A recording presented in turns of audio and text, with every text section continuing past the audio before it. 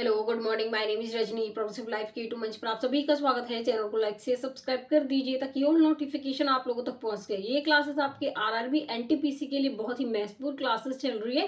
Basic से advance level तक के सारे क्वेश्चन कराऊंगी। फोकस रखना अपनी तैयारी पर, ठीक है। चलिए देखिए क्वेश्चन नंबर यहाँ पर 11 देखो।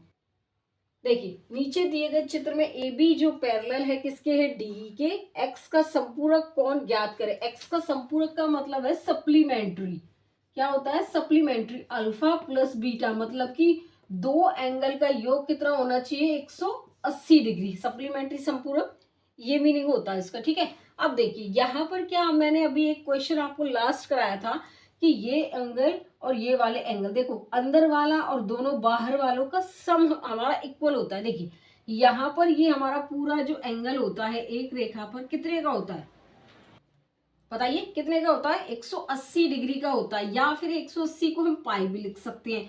तो मैं इस वाली लाइन को आगे एक्सटेंड करूं तो यहाँ पे ये एंगल 4, यहाँ पर पाई माइनस में 4x हो जाएगा, ठीक है। अब यहाँ पर करेंगे हम 5x बराबर होगा यहाँ पर पाई माइनस 4x प्लस में ये दोनों बाहर वाले एंगल अंदर वाले सम के क्या होते हैं, बराबर। मतलब कि सम बाहर वालों का बराबर होगा ये अंदर वाला एंगल। तो यहाँ पर पाई माइनस 4x प्लस में 3x हो जाएगा ये, ठीक है। यहाँ पर क्या होगा 5x बराबर यहाँ पर पाई, ये माइनस 4x में से प्लस 3x जाएगा, कितना बचेगा यहाँ पर माइनस x। जब ये माइनस x इधर आ जाएगा तो यहाँ पर 5x plus x is equal to pi, तो ये हो जाएगा 6x बराबर हो जाएगा पाई। पाई का मतलब क्या है हमारा यहाँ पर, बताइए। पाई का मतलब है 180 डिग्री। तो यहाँ पर 6x बराबर 180 डिग्री। x की वैल्यू कितनी आ जाएगी यहाँ पर 30 डिग्री आ जाएगी। x की वैल्यू कितनी आएगी बताइए, x की वैल्यू यहाँ पर कितनी आएगी 30 डिग्री। हमें बताना था x का संपूरक, मतलब यहाँ पर हम बताएंगे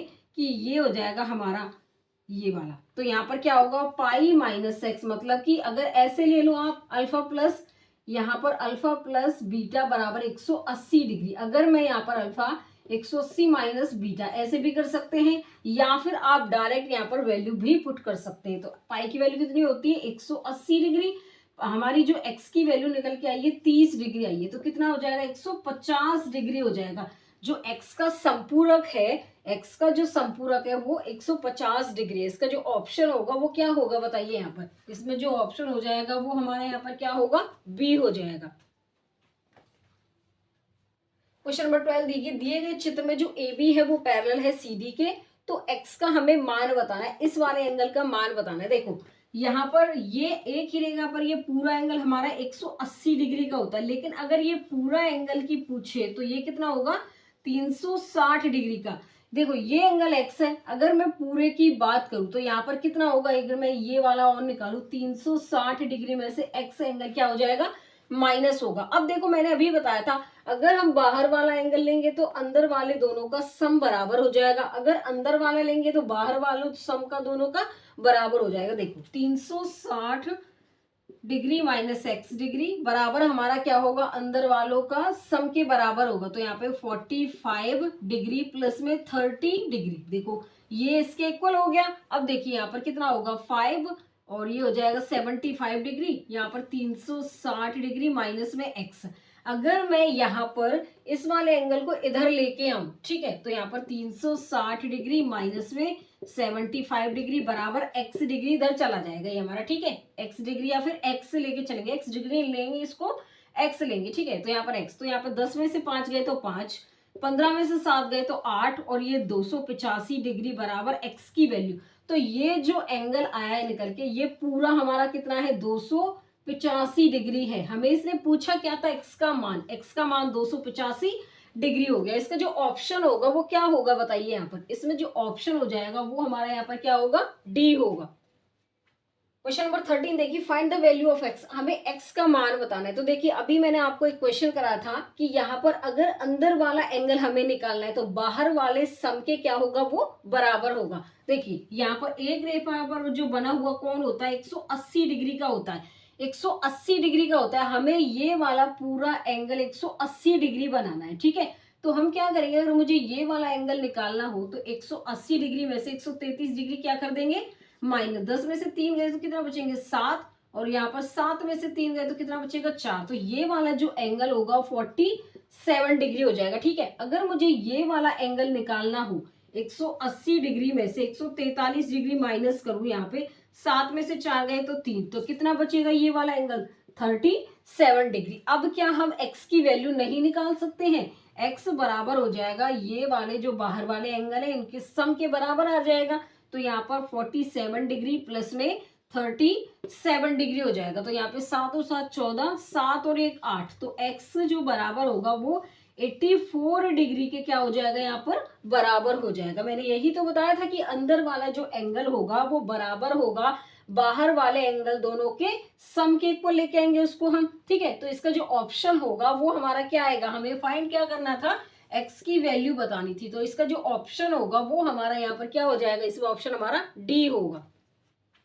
क्वेश्चन नंबर 14 देखिए, दिए गए चित्र में जो PQ है पैरेलल है RS के, RS पैरेलल है TU के, TU पैरेलल है VW के। तो भुजा जो PR है, PR की वैल्यू दे रखी है 21 सेंटीमीटर, RT की वैल्यू दे रखी है 27 सेंटीमीटर, और यहाँ पर TV की जो वैल्यू दे रखी है 51 सेंटीमीटर। हमें यहाँ पर QW इस पूरे की जो वैल्यू है वो 121 सेंटीमीटर दे रखी है। ठीक है, हमें यहाँ पर SCU ये वाली वैल्यू निकालनी है। ठीक है, तो चलिए देखो हम यहाँ से कैसे निकालेंगे। अगर मैं इस क्वेश्चन को कैसे करूं, देखो अगर मैं इसको 7 से यहाँ पर काटूं, ठीक है 7 से तो नहीं कटेगा, ये 3 से कटेगा। इस पूरे को मैं 3 से काटूं, 3 सत्ते 21, 3 नाम 27 और 3 एकम 3, 3 सत्ते 21। ठीक है, अब देखिए यहाँ पर क्या होगा, इस क्वेश्चन को करने के लिए हम पूरे का क्या करेंगे, 121 हम यहाँ पर किसकी वैल्यू निकालेंगे, SU का मान निकालना है। तो क्या करेंगे, इन तीनों को ऐड करेंगे, 7